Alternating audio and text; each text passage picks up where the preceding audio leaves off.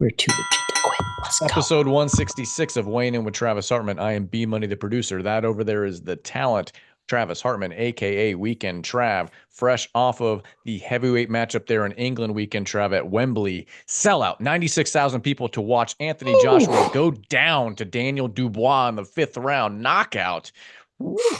Who called this one? Did you call this one? Did anyone see this thing coming, Weekend Trav? Because this was definitely surprising, I think, to It most. But let's was. talk about this matchup here. Anthony Joshua going down to Well, Daniel here's the deal. Dubois. Yeah, at least you said he's going down to him and not. But To yes. him. Um, listen, Anthony Joshua has been the reason why I've gotten two predictions wrong. I predicted he'd beat Usyk the first time, and I got emotionally into it again because he's a very charismatic guy. I like him. I got it wrong on the second one because I picked Joshua again to beat Usyk, and we all know that he lost Usyk twice. So guess what I did this time? I didn't come out with their prediction, so I'm not going to take You credit did for that. not. That's right. I was private with it, but I put a bet down on Dubois to upset him. I only had like $17 or something in my hard rock account. So I was like, I'm putting it all on Dubois. And I did. And I won like $76 or something. That's awesome. But So what still, was what I was bet it? on it. What was it like plus two something or what No, was I it? think he was plus 350, I think. Yeah. It's So it wasn't a surprising. massive underdog, but it still was a little bit. Hey, credit to Eddie Hearn because he's really talked up Anthony Joshua over the course of his career to get him to the point that he is. You know me, Weekend Trav. I've Yep. been very clear with my thoughts on Anthony Joshua. I think he's overrated. I think he is talented, but he doesn't deserve the status he's received over time. I get it. Former world champ, blah, blah, blah. Maybe at the time in a weakened division. I think he's overrated. I'm not surprised by this result by any means. I think I'm more surprised on how devastating it was clipping him in the first round, let alone Mhm. defeating him fully in the fifth.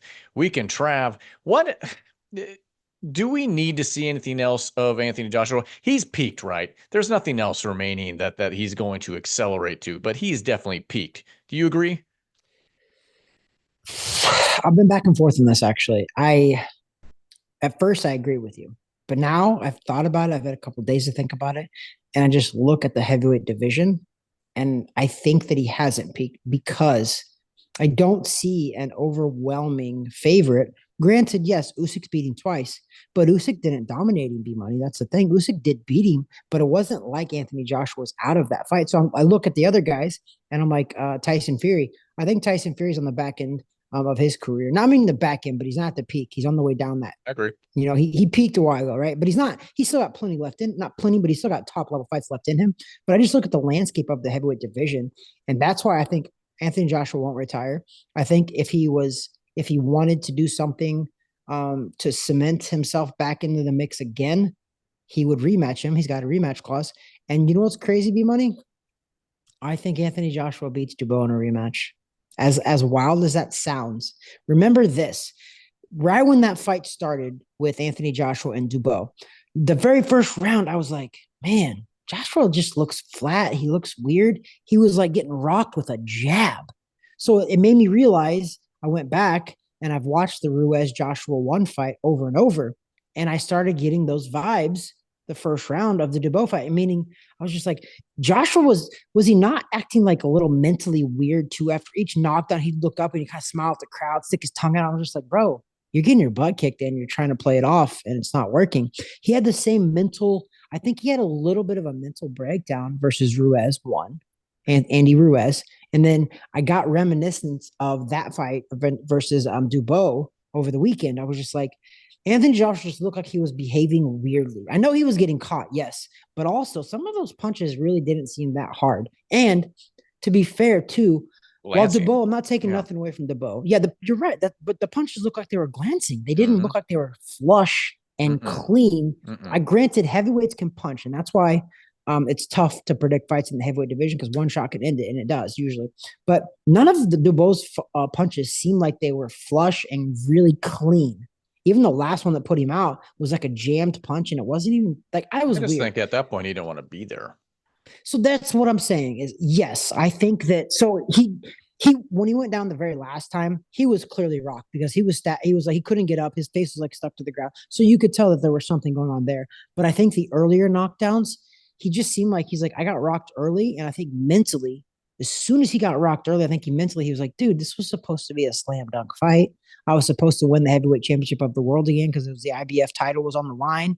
And he's like, as soon as it got hard, mentally, I think he checked out because he was acting funny, B Money. So I think that when he did that versus Andy Ruiz at Madison Square Garden, his first USA debut, and then he got knocked out by Andy Ruiz. He rematched Andy Ruiz. He came super laser focused, won that fight, boring 12-round decision, but he won it.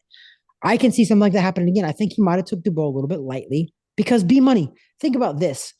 As much as I talk enough smack on the MMA guys for crossing over, when Joshua fought Ngannou, in my opinion, to be honest, I think Ngannou has a little bit more of an explosive and powerful punch than Dubois. And because he put down Fury, and I'm not saying Fury's got the best chin in the world because he's been down before, but he gets up. But he hit Fury with not even the cleanest shot either and put Fury on the ground. So I was just like, Anthony Joshua came into that fight versus Ngannou knowing that he could punch. So he was laser focused. He came out there super confident, and his mental looked like it was there. He looked like he was locked in. But when he came in there with Dubois, he just didn't look locked in. He just almost looked like he was taking it for granted a little. Like he respected Dubois, obviously, because he did train, but I just don't feel like he had that same laser focus. And I think that's Anthony Joshua's MO in his career so far. He's like, he just comes in unprepared sometimes, mentally, not physically, but mentally unprepared. So how many passes then do we give this guy? How do we reward that? If that's really the case, if that's really the mindset of this giant, right? Because he's a big dude. He's a strong, big, Yeah, powerful guy. 6'6", We've 270, seen 260. punching power. We saw punching power when he took on Francis Ngannou, which still, I mean, you're talking about him knocking out an MMA guy, not a Exactly. boxing You're guy. right. You're right. Exactly right. And how do we compare it to when Ngannou took on Fury? Because Fury came in there not looking like Fury either. So it's like, Yeah, okay, took him lightly. how many Yeah, it's passes are we tough. going to give Anthony Well, Joshua? I've seen enough. I've seen yeah, it. I mean, I don't think it's giving him a pass. I'm not giving him a pass because I think he got beat clearly, and I think he owned it. He knows he got beat. He got beat. I don't think it's a free pass, but I do think it's warranted enough that I don't believe he quit this one. He actually got put down on his face the last one. He didn't quit. He did get put down, but I think he doesn't get a pass, but I do think he's earned it, in my opinion, enough of an opportunity that only if he rematches Dubois. I don't want to see him with somebody else. I don't want to see Eddie Hearn pull some bullshit out and put another MMA fighter in to build his career in a real fake, you know, disingenuous way. But if he can rematch Dubois, because he does have a rematch clause, Eddie Hearn's smart. He's not an idiot. There's a rematch clause in there. Anthony Joshua just has to initiate that. So if Anthony Joshua initiates that and rematches Dubois and beats him, that I am okay with that opportunity. I'm not sold him down the drain just yet because even remembers, I mean, Muhammad Ali lost the world title 3 or 4 times, but then he also won it back. I think Granted, even if I'm not comparing him to Ali, so don't say that, but no, I'm just saying that it does happen in the heavyweight division. I think even if he wins a rematch, the only natural next step would be to finally take on Tyson Fury. If Fury beats Usyk in December, I think either way. I yeah, think either way. Because yeah, frankly, it needs I to don't want happen. to see Usyk and Anthony Joshua again. No, You've it'll be had the same fight. opportunity after opportunity. So It would so be the you same you fight. have not earned that. You haven't Yep. earned it. I mean, we're talking about a guy that's coming off of a devastating 5th round knockout and still keeping him up in the conversation. Nah, I'm done. I'm done. He needs to step Yeah. aside and let other guys come up the ranks that have been earning it over time, not somebody that just has Eddie Hearn at his back, who is frankly juicing him for every stinking dollar he can, or pound, British pound, that he can, Eddie Hearn. Eddie Hearn has been showing his true colors over and over and over again. Yes, I know he's a great promoter, but that's what he is. Yeah, He's not a is he friend. now? Is He's he not a now though? friend. He's not Because a friend though. He's a promoter. He I gets all did the guys. He's in bed with the guy from Saudi Arabia. He gets yeah. all the guys in the stands. He knows what he's doing. He's all business. He's going to juice Anthony Joshua for every stinking British pound he possibly can and then cast him to the side, Yeah. cast him to the wolves. I mean, I think we have to do something here where I think Eddie Hearn, yes, Eddie Hearn was kind of the king of British boxing promotion, right? He was. But I think if we look closer, do you remember when they just had that? It was that 5v5. It was an Yeah, he Anthony lost every Joshua one of fight them. to Frank Warren, by the way. Yeah, So guess who promoted Dubois? Frank Warren. exactly. Frank Warren right now. And Frank Warren also promotes, guess who? Tyson Fury. So I think right now, I think what we have to do is we have to give Frank Warren some credit right now. Maybe Frank Warren is the best promoter in the Oh yeah, yeah, yeah. UK. No, I'm not saying Let's Eddie put Hearn's the that out there. I best. think maybe Frank Warren is the best now because no, but I think you were right. I think Eddie Hearn was like Eddie Hearn had guys like Anthony Joshua who was selling out 96,000 seat arenas. Okay. Clearly they're doing a good job, but that's not because Eddie Hearn's promoting, to be fair. I don't think that's because of Anthony Joshua, his charisma, but Eddie Hey, Hearn is putting him in I'm gonna give positions. it to Eddie Hearn. He promotes some of the best losers on the planet, and we'll talk about another one of them in a few moments. But that's what Eddie Hearn has become known for. He promotes a bunch of losers. I'm sorry, Anthony Joshua is a loser, a, a certified loser. That's gonna be a good clip, dude. I'm pulling that clip out. I like it. Yeah, well, it's true because when you look at his record, what does he do? He wins and then he loses. He loses to everybody.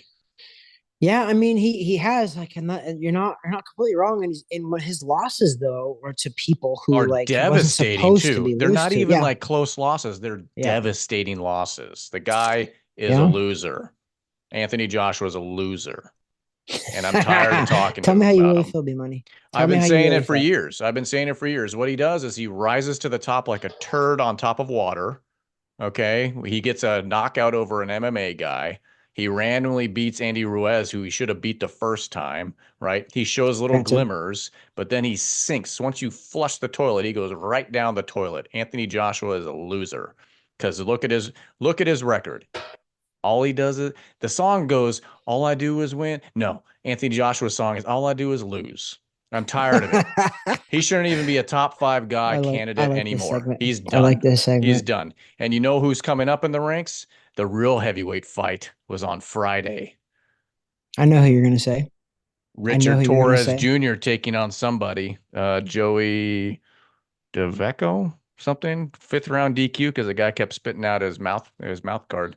Oh, Joey Dewecki or whatever. Yeah, Yeah. but that's a good stay busy type of fight, bro. Stay busy, but he won because the guy kept spitting out his mouth guard. But anyway. Yeah. Anyways, that's Anthony Joshua. Eddie Hearn, obviously the promoter, loves him some Anthony Joshua because he can make a lot of pounds off this guy, British pounds. Um, I don't know what we can travel. I don't know what else there is to say about this guy. Yeah, I mean, I think we've said enough, and I think you've said what you've said your piece, B Money, and you have a platform to say that. I, at this juncture in Anthony Joshua's career, I don't think he's done. I do think you will see him recapture the heavyweight title of the world Wow. one more time. I am Once, predicting that, which means he's just got to beat Dubois because Dubois got the IBF title because Usyk relinquished it, therefore giving it to Dubois. well, Now and Dubois then defended it. I think that Anthony Joshua becomes the heavyweight champion of the world at least one more time.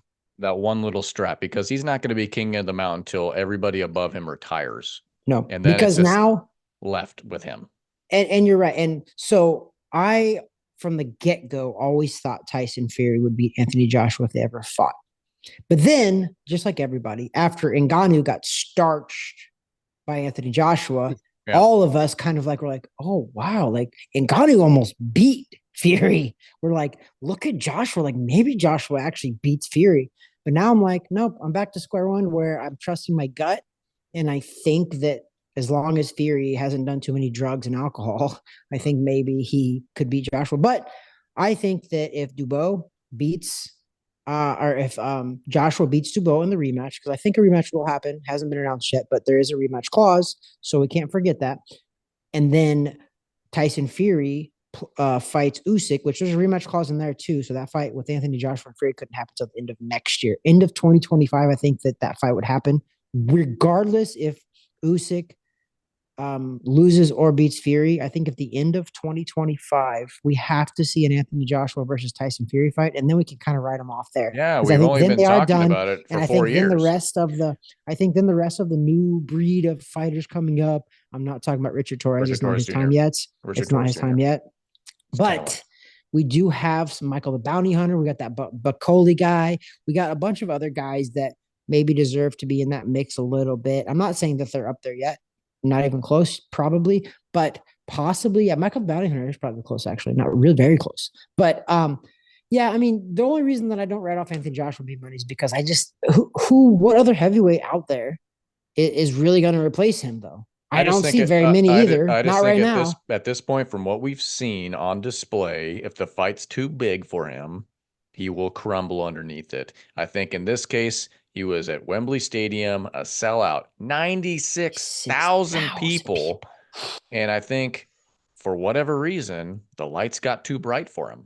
And then all of a sudden, he's not doing this. He's doing this, which I had no idea what he was doing, holding his I know, gloves down dude. You're here. right. I just talked about it with somebody today too. I was just like, what was he I doing? mean, Like, it's like his he's like, here. I want to put my hands down he's just here. hit me. Hit me right here. Yeah. Yeah. Yeah. It's Yeah. like, I don't know. The mechanics are there. You're right. 100% agree with you. He's a head case.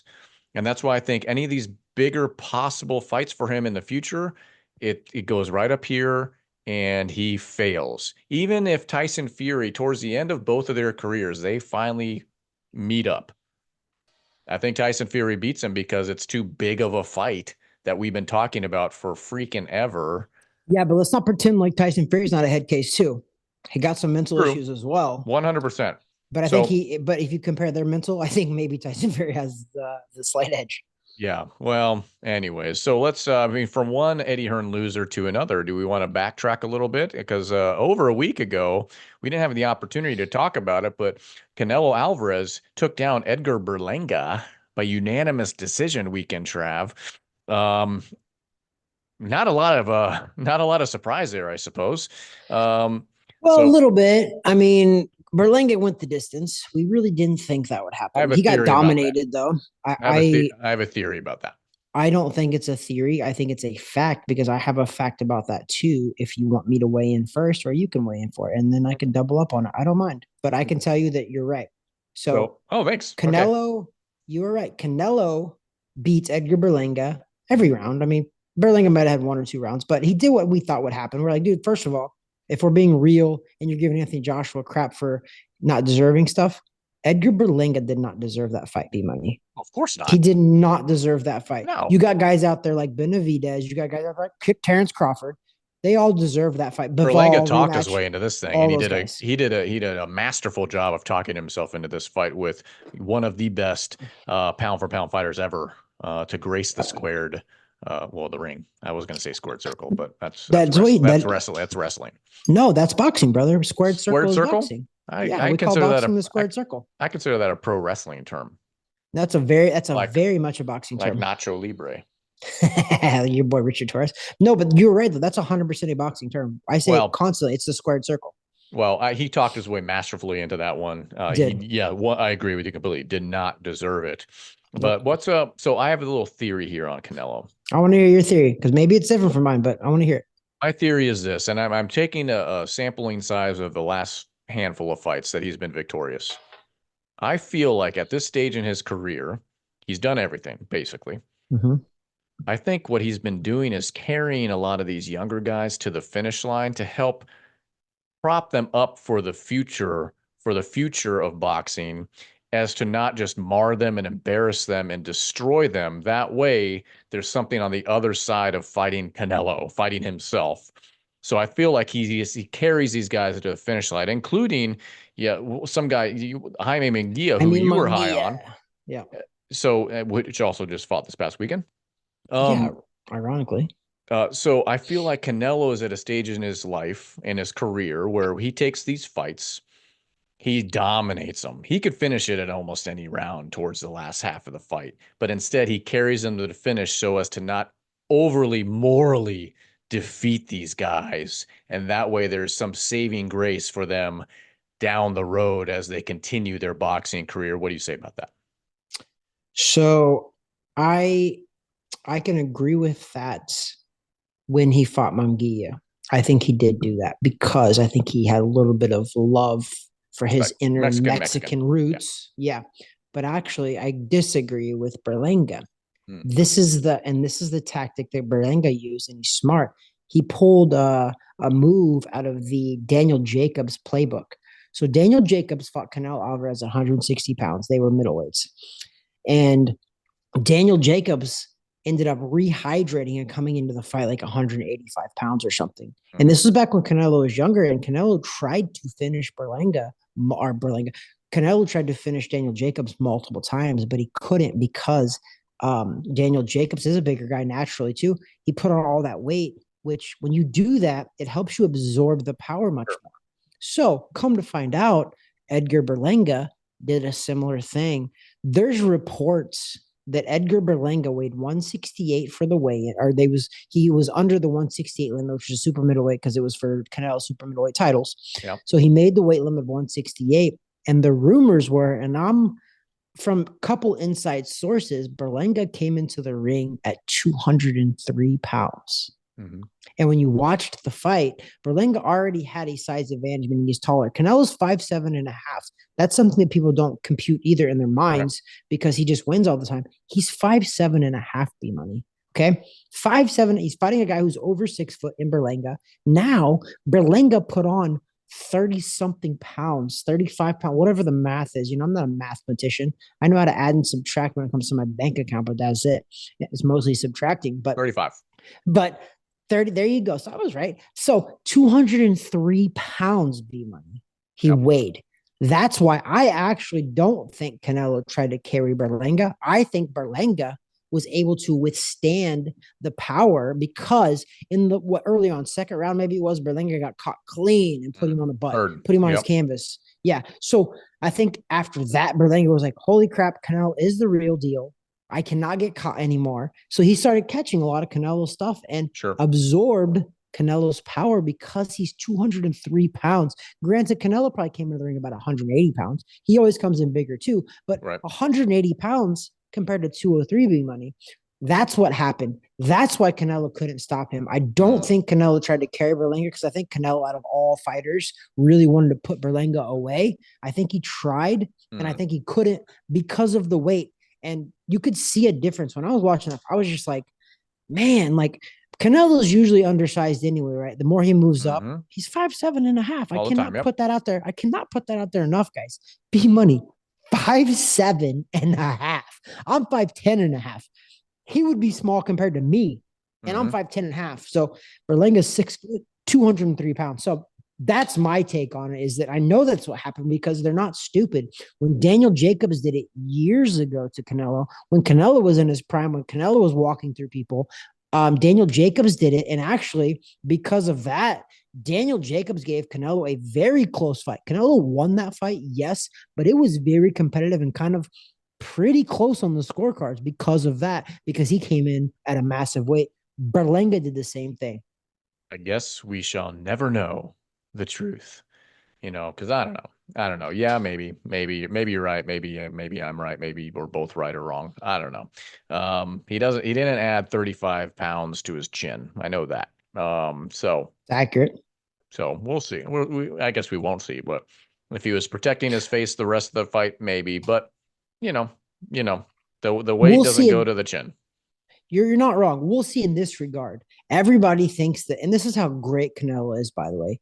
After Berlanga lost, everybody's like, oh my gosh, Berlanga's stock is through the roof. I'm like, he got dominated almost every round but 2. And everybody's like, but that's also how great is Canelo. That's my point. That's my point. You lost a decision. You almost lost every single round. But the bar was set very low. Okay. So this will tell you later on. Berlanga's next couple of fights is going to tell you how good he really is, because he won't be able to do something crazy like that because he's going to be fighting guys that are naturally either 168 or 160 or whatever, who are 6 foot. Caleb Plant is a perfect example. I would love to see that. I love to see it too. And then I'm not gauging Berlanga based on what he did with Canelo, because I think there was a lot of moving parts into that. Like I said, I think it was the weight, a bunch of other stuff.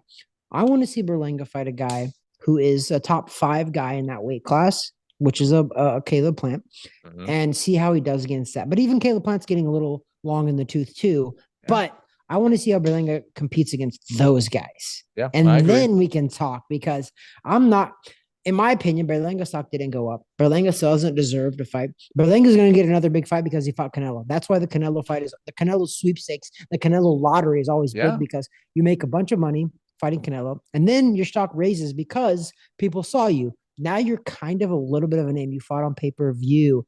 Now he'll get another big fight, but then how he performs the next fight, it could be over. And so that all kind of like bakes into my theory of what I think is going on a little bit. Who Could be knows? right. You could be right. Could Canelo have finished him in every round past the third round? Maybe. I think he's smart He enough to have looked to done it. me, he looked like he tried and just couldn't land a clean shot because Berlanga went on the defensive for the last. I think Maybe he was Berlanga just having wanted to. fun.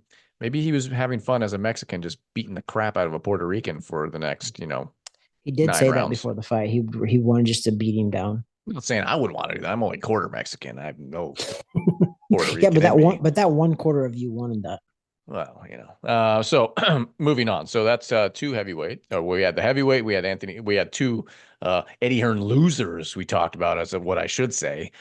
Two Eddie Hearn losers in Anthony Joshua and Edgar Berlanga. Come on, Eddie Hearn, pick it up. Who do you got next? Who are you gonna throw at us? Connor Ben, and random people like that. Who do you have that's a winner in your stable? Who? You know what, dude? You're kicking the guy while he's down, but you're not wrong because right That's right. now he You does got not you have got the money. you got somebody like and I don't even think he's technically in your stable, but you got someone like Devin Haney showing up with a purse, wanting tickets so badly to your event, and eventually getting some screen time with Terrence Bud Crawford and Conor McGregor, and everyone's like, who's that third guy wearing a purse? Oh yeah, it's the guy that lost to Ryan Garcia. Yeah, it's also Devin Haney. the guy who was in a pool with P. Diddy. So Everything makes a lot of sense, and it was a is it pool. all adding up? Yeah, it was a pool of baby oil. That's what I heard. Pool of baby oil. Johnson and Johnson baby oil. Which so could have been, dude. 1,000. Who has 1,000 bottles of baby oil? I mean, Who? Like, Diddy. come on. Exactly. Diddy. The diddler. The diddler.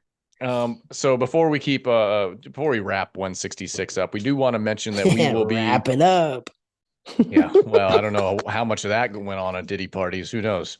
There's a lot that's going to drop on this thing unless he suicides himself. YouTube, Yeah. you didn't hear that, but anyway, he's gonna get Epstein. Epstein. It's a verb now. It's a verb now. Wonder how many islands that guy has. Diddy. Anyways, so we're going to be in Milwaukee here in a handful of days. We have a sports weekend up there. Not only are we going to see the Packers take the Vikings on Sunday, we also have the Brewers and the Mets on Saturday, but we also have friend of the program, friend of ours, Alex Nicholson is fighting in Milwaukee on Friday. You have the details in front of you there. Yeah, Alex is. So give me some of that. Listen, let's be honest. We're only going there because Alex is fighting on Friday. We just happened to pack on the other stuff later. Well, that was Alex just is our boy. happenstance. So we're like, oh, we're already there on a Friday for Alex. Well, let's go to the Mets on Saturday. Go to the Packers and stuff. Yeah, and let's go to the Packers on Sunday. But it's Oktoberfest too. Oh, it's Oktoberfest too. Okay, great. Perfect. Man, Alex, good scheduling, man.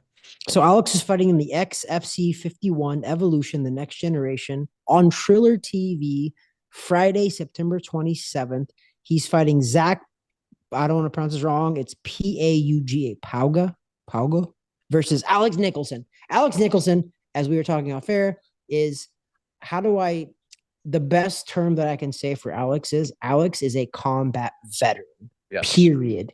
This man will go all over the world and fight anybody, anywhere. And out of his wins, I believe he finishes everybody that he's won against, by the way. I was watching his Instagram and he was talking about that. And I'm his finishes are highlight reels, by the way. His finishes are highlight reels.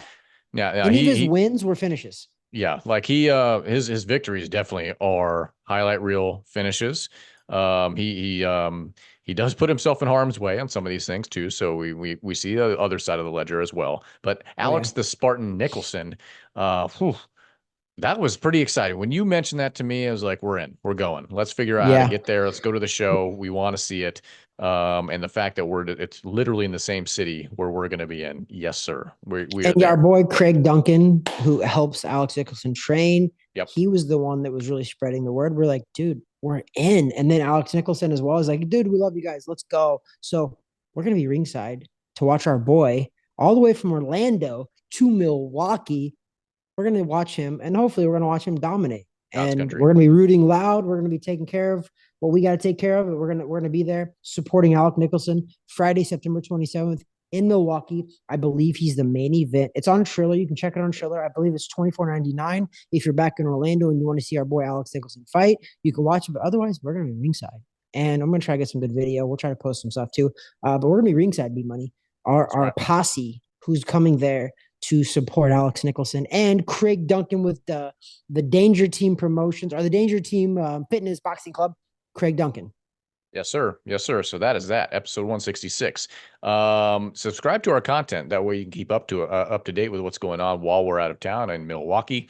Check us out on Instagram, all one word, weighing in with Travis Hartman, or on YouTube. Obviously, if you're seeing this, that's probably where you're seeing it. Or if you're listening to our audio podcast on Spotify and the like, please do so. Subscribe. If you're on YouTube, hit the bell icon so you know when we post content next. Where did we get it wrong? Did I get it wrong when I said Anthony Joshua is a freaking loser?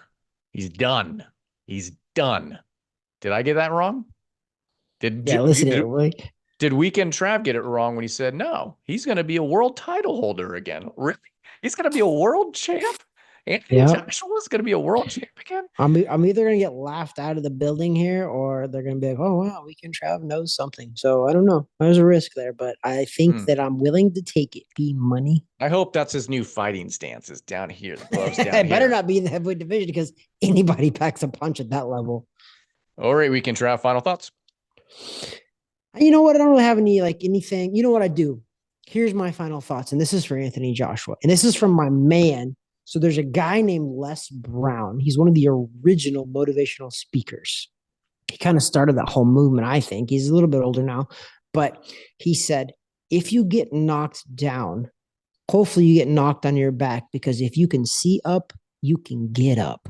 And I think Anthony Joshua can get up, can regain the heavyweight title of the world. Because why? Because if you can see up, you can get up, brother. Mm-hmm. Those are wise words, but I will preface that, not preface, but I will put an asterisk to it, because I think the 5th round knockout, his face was on the canvas. So he was not facing up.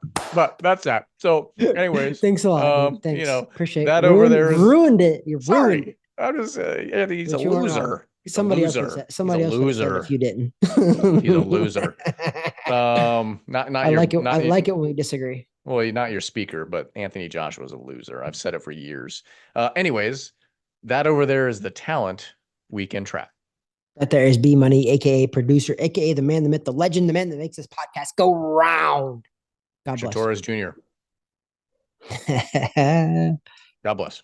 Maybe one day we have him on the show, B Money. Maybe one day.